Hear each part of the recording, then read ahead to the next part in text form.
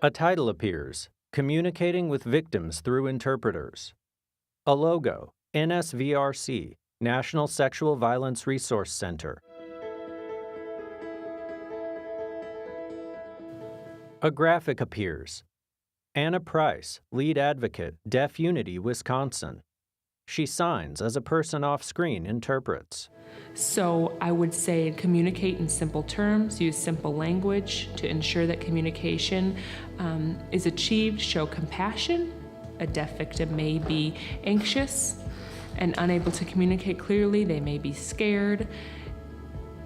They may look to a SART member as someone who is unable to communicate with them, and then they will shut down and their behavior will change. So I think it's important to show compassion and to put your best face forward and work with them and say, hey, the deaf community advocate is on the way, or here's information that we have from the deaf program, a deaf brochure, here's the contact information that we have.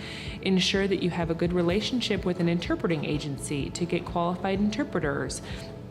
Ensure that the interpreter who is coming, that someone can be there, be on site, be available. And as we wait for the deaf advocate to arrive on site and the interpreter to arrive on site, try your best to communicate and make sure that their needs are met. Get them a drink of water, ask and use gestures, to ask if, hey, do you want a blanket? Those gestures are easily understood by deaf individuals, and perhaps they want to rest. So writing back and forth in English using very simple language can ensure that that deaf person is comfortable and looking at them as a whole person. Patricia Powers, JD, Attorney Advisor, Equitas, the prosecutor's resource on violence against women. A prosecutor's sensitivity is very important, as we all know. Many times we have the privilege of working with victims whose language we may not immediately understand. So we'll be working with interpreters. In working with interpreters, it's very important, first of all, to be guided by the expertise of the interpreter, who gives us guidance and counseling to the rate of speed that we would use, and to allow our witness, the victim, a fair opportunity to ask the question. This is an important aspect of the work that a prosecutor does, but I think the touchstone for all of this work is our shared humanity. Having the privilege, having the honor to work with the victim, and knowing that we share humanity is the touchstone for work that we do with an interpreter, for example. And when we go to court, a trial situation is very challenging for anyone, let alone a person who's suffered a serious crime.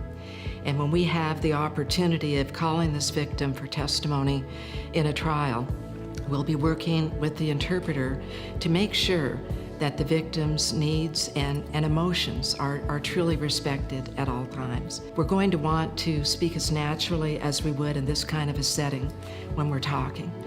That is something that is very important for a prosecutor, out of sensitivity to another human being, that we would do to try to assure the victim, our witness, that we're there for her, that nothing has changed, that our role remains the same, that the relationship that we've built throughout the prosecution remains the same. We're simply in a more formal setting.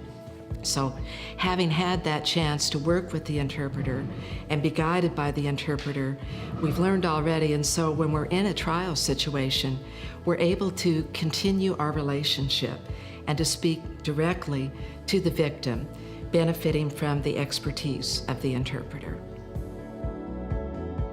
A quote appears, "The touchstone for all of this work is our shared humanity." Patricia Powers. Find out more at www.nsvrc.org/SART Toolkit. Special thanks to Anna Price and Patricia Powers.